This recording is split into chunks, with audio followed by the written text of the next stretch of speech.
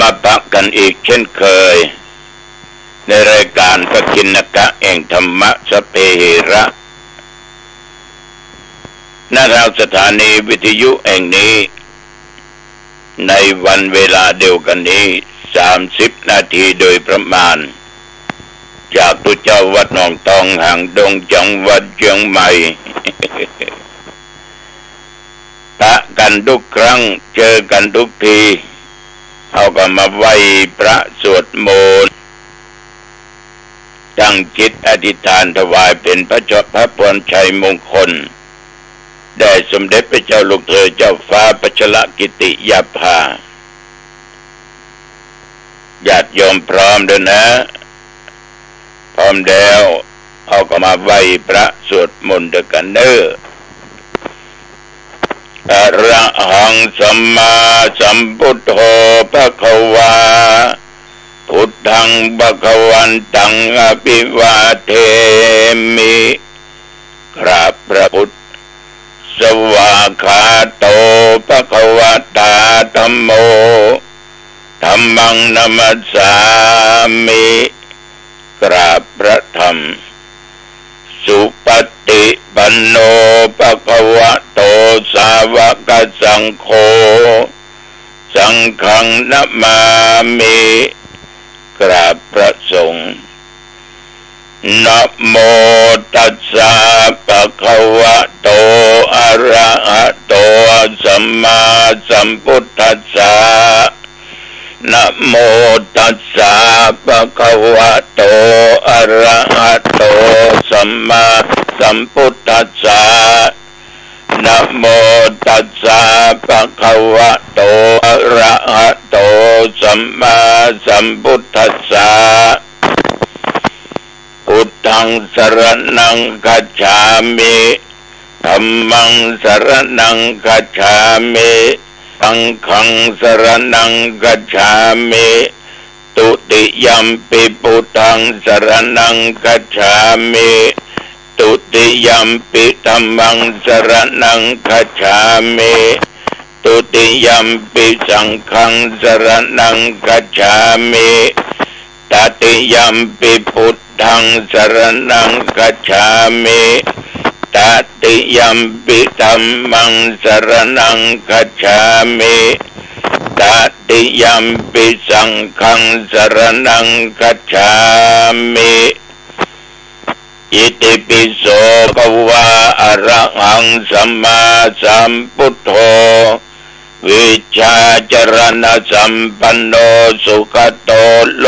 กวิโตอนุตตโรปุริสธรรมสารติสัทธาเทวมนุษสานังพุทโธภควาติ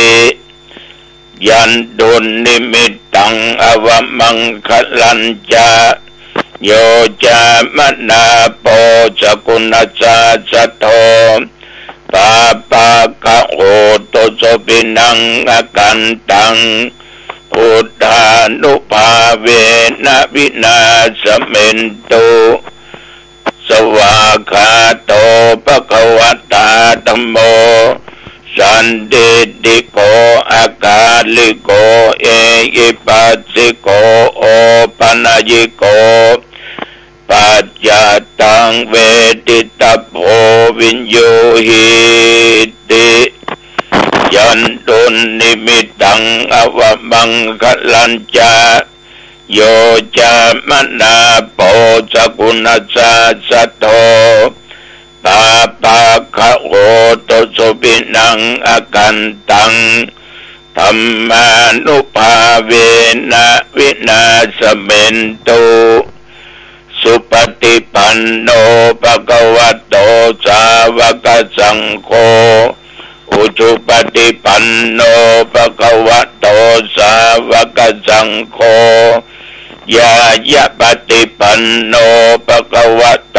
สาวกสังโฆสามีจิปฏิปันโนภควโตสาวกสังโฆ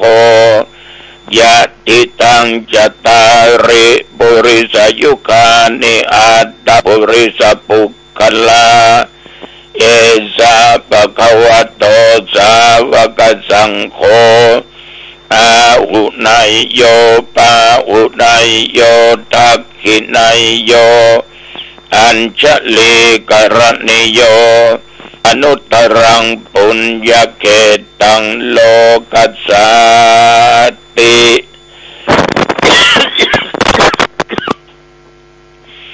ยันตุนิมิตังอวมังคลัญจาโยธามนาโปสกุณัสสะโตปาปะคะโหตุโสปินังอคันตังสังขานุภาเวนะวินาสเมนตุวิปัสสิสานมัตโตจักขุมันตัสสะสิริมัตโตสิกขิสเปนมัตโตสัพพพุทธานุคัมปิโนเวสปุสนมัตโตนะหาตกาสัตปัสสิโนนะมัตโตกัปปุสันทัสสะมาระเสนะปมัตติโนโกนากัมมนัสสะนะมัตโตพระมนัสสะบุสีมัตโตกัสสปัสสะนะมัตโตวิปมุตตัสสะสัพพติอังคีรัสสัสสะนะมัตโตสักยะปุตตัสสะสิริมัตโตโยอิมังธรรมเทเสสิสัพพทุกขาปะโนทนังเยจาปินิพุตตาโลเกยะถาภูตังวิปัสสิสุงเตชะนาอภิสุนามหันตาวิตัสสารธาหิตังเทวมนุสสนังยังนัมมัสสันติโคตมังวิชาจรณะสัมปันนังมหันตังวิตัสสารทังวิชาจรณะสัมปันนังพุทธังวันธามโคตมันติยะตุหังภคินีอริยยะชาติยาชาโตนาภิชานามิสัญจิจปานังชีวิตาโวโรเปตาเตนะสัจเจนะโสติเตโอตุโสติกัปปะสะโพชังโคสติสังคโตธัมมังวิจโยตถาวิริยัมปิติปัสสติโพชังคาจัตถาเปรสมาธุเปกขโพชังคาสัตเตเตสัพพทักษินามุนินาสัมปทัคคตาภาวิตาปะหุลิกตาสังวัตตันติอภิญญายะนิพพานายะยะโพธิยาเอเตนะสัจจวเชนะโสติเตโหตุสัพพทาเอกัสสมิงสมะเยนะโตโมคคลานันจกัสสปังอิลเนตุกิเตติสวาโพชังเคสัตตะเทสเยเตจัตตังอภินันติตวาโรคามุจจิงสุตังคเนเอเตนะสัจจวัชเชนะโสติเตโหตุสัพพทาเอกทาธรรมราชาปิเกลัญเยนะภิปิริโตจุนดาเตเรนะตัญเยวะพนาเปตวานะสาธรังสัมโมติตวาจะอภาธาตัมมาบุทาสิธานะโสเอเตนะสัจจวัชเชนะโสติเตโหตุสัพพทาปะหินาเตจะอภาธาตินนัมปิมะเหสินังมัคคาอัตตกิเลสาวะปัตตานุปติธรรมทังเอเตนะสัจจวัชเชนะโสติเตโหตุสัพพทาโพ วตุสัพพมังคลังรักขันตุสัพพเทวตาสัพพพุทธานุภาเวนะสัทธาโสติภวันตุเตภวตุสัพพมังคลังรักขันตุสัพพเทวตาสัพพธัมมานุภาเวนะสัทธาโสติภวันตุเตภวตุสัพพมังคลังรักขันตุสัพพเทวตาสัพพสังฆานุภาเวนะสัทธาโสติภวันตุเต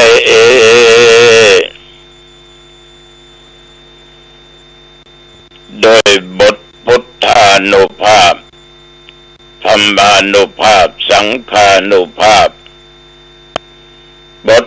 สาธยายมนต์อันศักดิ์สิทธิ์โดยจิตอันตั้งมั่นเป็นสมาธิ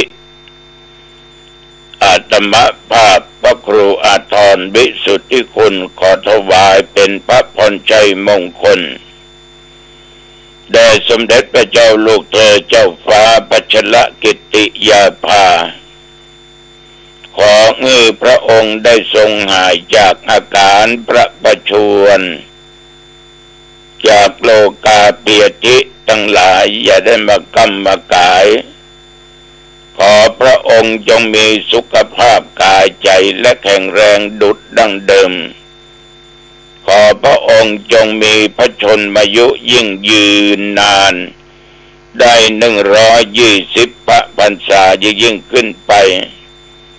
ขอถวายพระพรกรมอุตุได้ประกาศบอกตักเตือน23 24 25นี่ระวังเนื่อยหรอจะมีฝนมีลมบ่ออกไม่ออกญาติโยมท่านผู้ฟังมันตกมาหลายที่เมืองแป้ก็ตกลำปางก็ตกลำพูนก็เจอหนักเชียงใหม่เอาก็ตกแต่ว่านี่ตั้งแต่กินก็ง่ายพดมาถึงบัดเดียวนี่เดี๋ยวบริเวณหนองตองบ่มีรายงานว่าฝนตกแม้แต่เม็ดเดียวหยดเดียวแต่มีลูกศิษย์ลูกหาที่อยู่ต่างอำเภอต่างจังหวัดโทรมาบอกว่าต่างเบสได้ถึงฝนถึงลมเนอะหลวงปู่เนาะเนี่ยถ้าเตื้อก็ตกตั้งเฮาเตื้อก็ตกตั้งบ่นเนาะสาธุจะไปเป็นอย่างคราวที่แล้วเนาะเดือดร้อนกันหลายจังหวัดแต่ว่ากินของงายแล้วญาติโยมก็ไปวัดศรีลังกาต้นโจกตำบลหนองตองเพราะมีคณะญาติโยมจากจังหวัดราชบุรีกรุงเทพเป็นนำเอาท้าวเวสสุวรรณ2 องค์หน้าทองหน้าเงินมาถวายที่วัดศรีลังกาต้นโจกมีท่านพระครูประหลัดน้องเป็นผู้นำมาพร้อมญาติโยมตอนเช้าก็นิมนต์พระเจ้าไปเจริญพุทธมนต์สืบโหราตาจะมาก็ไปนั่งแผ่เมตตาหลวงปู่โดนนั่งแมะบอกว่าเขามาไหวอย่างนี้จะถูกว่าก็ไม่ได้ไหวหรอกเวลาปนมมือไหวแล้วก็คือเมื่อเวลาเขาจุดธูปเทียนบูชารัตนตรัยไหวพระแต่สวดมนต์นั่นเอาไหวนี่ทำได้ไหวก็เลยอู้กันว่าเทพเนี่ยเป็นถึงรักษาอยู่เมืองมนุษย์เนี่ยท้าวตรสวิรุณ6 วิรุณปักท้าวกุเวนเนี่ยท้าวกุเวนคือท้าวเวสสุวรรณเนี่ยเป็นใหญ่กว่าท้าวทั้งหลายมีบริวารนี่เป็นยักษ์เป็นเย็นเนาะอันเรื่องอย่างนี้เคยอู้กับตุลุงฟังดวาเนี่ยแล้วก็ต้องมาอู้ญาติโยมฟังวัดหนองตองก็เคยมีคนนำมาถวายเอามันลงไว้ต่อมาก็บอกว่าถ้าโยมสร้างได้6 องค์นี่จะเอาก็จะมาให้องค์2 องค์บ่าวจะเอา6 เอาเท้าถึง4 องค์ละยังพอเถอะสิ่งที่สำคัญคืออินตาสักราชหรือพระอินทร์ต้องอยู่เหนือเปิ้นดูโลกเทวโลกพรหมโลกแล้วก็แม่พระธรณีรักษาคุดหน้าผืนแผ่นดินนี้ไว้ถ้าโยมสร้างได้ถึง6 องค์นี่จะเอา ได้องค์เดียว2 องค์นี่บ่เอาเพราะถือว่าถ้าจะทำก็ทำเมื่อมันครบชุดจะมีตีให้ลงตัวอันนี้ญาติโยม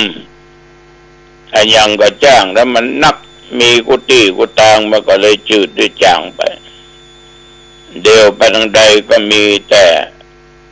ท่านท้าวเวสสุวรรณท้าวกุเวนเนี่ยนักเติมตูวัดก็มีในวัดก็มีไปหลายที่หลายทางก็จะพบปะทุกสิ่งทุกอย่างอยู่ที่จิตของญาติโยมอยู่ที่ศรัทธาเอาจะเชื่อก็เรื่องของเขาดังนั้นธรรมภาพไปจะยะไปจะทำไปจะคิดอย่างใดก็ตึงบักคัดไปแย้งถามว่าหันดีก็ดีทำดีแล้วเขาก็ว่าดีนั่นแหละแต่จะไปลืมพระรัตนตรัยไปลืมพระในบ้านลืมพระบิดามารดาลืมครูบาอาจารย์พระอุปัชฌาย์ถ้าลืมนี่หมดเรื่องเลยนะหมดเรื่องเลยพระพุทธพระธรรมพระสงฆ์ต้องมาเหนือกว่าทุกสิ่งทุกอย่างในโลกเหนือยิ่งกว่านั้นก็คือพระบิดามารดาเพราะได้เหนือต้อมได้ต้านทั้งสองเขาก็มีวันนี้ลูกไม่ก็สำคัญยิ่งก็คือพระอาจารย์อุปัชฌาย์ถ้าเพิ่นมาสร้างมาสอนเขาก็เหมือนคนตาบอดแล้วนะมูหนังสือหนังหาสักอย่างอ่ะอุบาอาจารย์เพิ่นก็เป๊กเขาเป็นผู้เจ้าบวชเขาเป็นสามเณรเนี่ยสำคัญใครจะนับถืออย่างก็สุดแต่ทุกสิ่งทุกอย่างต้องนับถือตัวเก่า ต้องนับถือตัวเก่าคนเราต้องนับถือตัวเองเนี่ยไปบรอดนับถือตัวเก่าแล้วก็ทำดีในตัวเก่าสร้างตัวเก่าทุกอย่างเนี่ยถ้าตัวเองทำเนี่ยในทางที่ถูกต้องในทางศีลทางธรรมเนี่ยญาติโยมมันก็อยู่เอาตัวรอดฉะนั้นแต่ว่าเพิ่นทำพิธีกรรมถึงบวงสรวงเมืองเหนือบวงสรวงภาคกลางฟังเสียงเขาดีหน่อย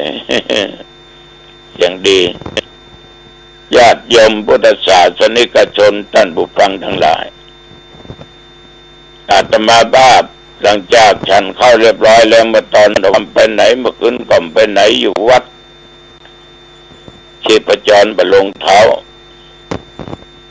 วันนี้วันที่25ก็คงจะไม่ได้ไปไหนนะวันนี้นะแต่วันที่26นี่บอกให้โยมนานเนอะ4 โมงครึ่งจะนั่งอยู่ในรถยนต์ละจะไปอำเภอแม่เสลียงไปงานศพของหลวงปู่ครูบาสมที่เพิ่นมาเสียที่วัดป่าธรรมสันติอ่างดงนะเพิ่นจะลงนอนประสาทวันพุธนิมนต์ไปเทศน์ไปสวดทุลุงจำเป็นต้องไปสัก4 โมงครึ่งออกวัดก็โทรตามหามือถือด้วยเนอะยมหนาเนอะก็ออกไปออกญาติโยมอุณหภูมิแต่ว่านี่เมื่อวันตก7สูงมาก67 68แล้วขอโทษ36 37ก่อนนะสูงแต่มาปัจจุบันประเดี๋ยวนี้ก็17 องศา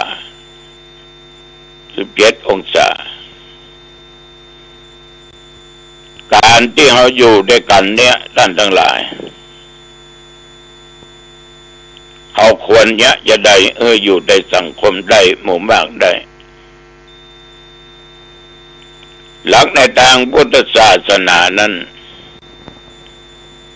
มันมีอยู่หลายอย่างหลายประการด้วยกันท รรมะอันเป็นคำสอนเป็นว่าคนเราอยู่ด้วยกันต้องฮักต้องเคารพต้องนับถือกันเอาเป็นชาวพุทธสิ่งที่ควรถือที่สุดในชีวิตก็คือเคารพเพื่อเฟื้อในพระพุทธเจ้าในพระธรรมเจ้าในพระสงฆ์เจ้าในการศึกษาในการบ่ประมาทในการปฏิสันถานการต้อนรับการอู้การจาฉะนั้นบอกว่าจะเป็นทุเจ้าบอกว่าจะเป็นคนบ้านเขาเป็นทุเจ้าสมัยเป็นชาวพุทธสมัยถ้าเขาบัเคารพในพระพุทธอันเป็นเจ้าของพุทธศาสนาก็ได้ชื่อว่าเขาอกตัญญูแย่นะฉะนั้นญาติโยมท่านผู้ฟังทั้งหลายการเคารพพระพุทธเจ้านั้นจนกว่าอาจจะมีข้อคัดใจว่าก็เพียงแต่เป็นสารรูปก็ได้เป็นปูนเป็นหินเป็นตองเป็นไม้มันได้ลูกไม่เป็นอย่างตัวหลงเป็นก็โอ้ยสิ่งเหล่านั้นไปที่ไหนเพื่อก็ยกมือไหว้หรอกเพื่อก็กราบไหว้หรอกสารูปพระบิณฑบาตต่างๆสารูปพระพุทธองค์เนี่ยจะองค์ใหญ่องค์น้อยองค์บอกใดก็ตามเดียบทใดก็ตามถ้าเป็นสารูปของพระพุทธเจ้าทุกคนที่นับถือทุกคนที่มีศีลมีธรรมที่ยกมือไหว้ก็ไปกราบไปไหว้ก็ไม่ได้หมายความว่ากราบดินกราบไม้กราบอิฐกราบปูนกราบตองกราบอะไรอย่างนี้เอากราบพระพุทธนั่นน่ะเอานึกถึงคุณของพระองค์ถ้ามีพระพุทธเจ้าเอาก็บอกว่าเอาจะเป็นคนชนิดไหนชนิดใดจะดีอย่างไรฉะนั้นเอาจึงกราบไหว้สารูปของพระพุทธองค์นี่ต้องเคารพในพระพุทธเจ้าเชื่อฟังคำสั่งคำสอนของพระพุทธองค์ก็คือในพระธรรมธรรมะคือข้อปฏิบัติในทางด้านจิตใจ 84,000 พระธรรมขันธ์ต้องก็ย่นย่อลงมาเคารพในการไม่ประมาททุกคนมีธรรมะมีสติมีสัมปชัญญะรู้สึกตัวมีความละอายต่อบาปต่อกรรมต่อการกระทำของตัวเองเดี๋ยวจะไปตั้งอยู่ในความประมาทต้องระมัดระวังอยู่ตลอดเวลาเพราะว่าความประมาทเป็นหนทางความตายถ้าคนตั้งด้วยความประมาท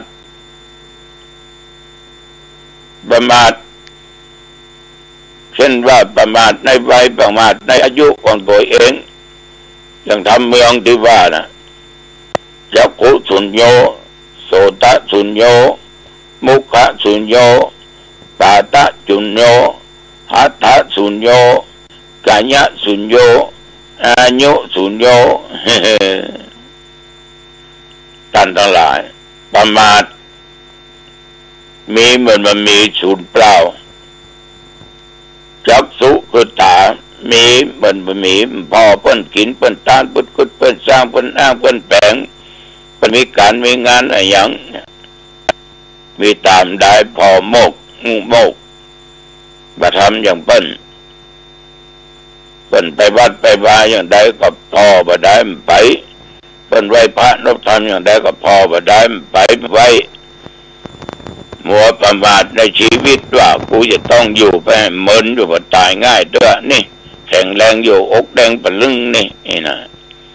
ญาติโยมท่านผู้ฟังทั้งหลายไปประมาทความตายมันรออยู่หั่นแล้วบ้านยิงว่าจ้าจะใหญ่ขนาดไหนมันถึงตายมีเงินมากมายกายของจะพอท่วมหัวมันก็ถึงตาย ฉะนั้นอย่าประมาทในธรรมอย่าประมาทในพระสงฆ์องค์เจ้าบุคคลที่เข้ามาบวชในทางพุทธศาสนาเนี่ยญาติโยมก็เป็นมนุษย์อย่างหมู่เฮาเนี่ยเปลี่ยนสีใส่ผ้าใส่โอ้นี่ตูเจ้าหรอกนะไปใส่เตียวไปใส่เสื้อมันไปโหว่าอันใดเป็นตู้อันใดเป็นคนบ้านนั่นก็เป็นเครื่องหมายก็จะจัดดีอันนี้คือตู้อันนี้คือเน้นเปิ้นก็อยู่ในศีลในธรรมของเปิ้นเอาไปได้หมายความว่าเอาบ่เคารพเอาเคารพเพราะพระอริยสงฆ์ก็มีเป็นบุคคลก็มีญาติโยมด้านบุญฟังขอจิตใจเอาเป็นบุญเอายกมือไหว้เอากราบไหว้แสดงความเคารพด้านกายด้านวาจาทั้งด้านจิตใจมันก็เป็นบุญเอาเกี่ยการไหว้ทุกเจ้าตนนั้นนะเน้นตนนี้นะมันบ่ดีนะอันบ่ดีนะมันเป็นของมันหรอกมันแค่ของเราเอาไหว้ก็ไม่ใช่ไปไหว้เพิ่นตนเดียวก็ไหว้ทั่วไปนะฝากไว้กับญาติกับโยมนะอย่าไปประมาทเป็นละเอกละอ่อนเป็นทุกเจ้าพระเน้นอย่าประมาทในการศึกษามีหน้าที่ศึกษาไปศึกษาบาลีท่องธรรมท่องทุกสิ่งทุกอย่างทั้งโลกก็ศึกษาทั้งโลกทั้งสามัญทั้งอกทั้งใจศึกษามีวิชาเหมือนมีทรัพย์อยู่นับแสนนั่นแหละเพิ่นว่าเนาะบางตนบางองค์นี่เพิ่นตั้งใจแท้นะจนได้เป็นครูบาอาจารย์เพราะเพิ่นตั้งใจเรียนนะตั้งใจเรียนเพิ่นประมาทในการศึกษาของเพิ่นคนเราได้ตั้งใจเนี้ยอย่างเงี้ยแต่ถึงสำเร็จนอกจากนั้นก็มีการปฏิสันทานการต้อนรับการอู้การจาการแสดงออกทางกายในการกระทำก็ดีปิยวาจาเจรจาอ่อนหวานเป็นสิ่งสำคัญฉะนั้นกล่าวอยู่ด้วยกันต้องมีธรรมะหมู่เนี้ยที่กล่าวโดยย่อโดยสังเขปคือแก่ญาติแก่โยมทั้งหลายต้องนำไปคิดพิจารณาขอบใจโดยญาติโยมที่ให้เป็นศรัทธาเสาไฟฟ้าเนอพวกยังมาประกาศฟังคำขอบใจนักขอบใจหลายพี่นานวันพวกนี้จะเดินทางเนอะจะเดินทางเอาละวันนี้อุจจาไปมาเป็นเวลาพอสมควรอายุวันโนสุขังพลังพบกันใหม่โอกาสหน้าเจริญพร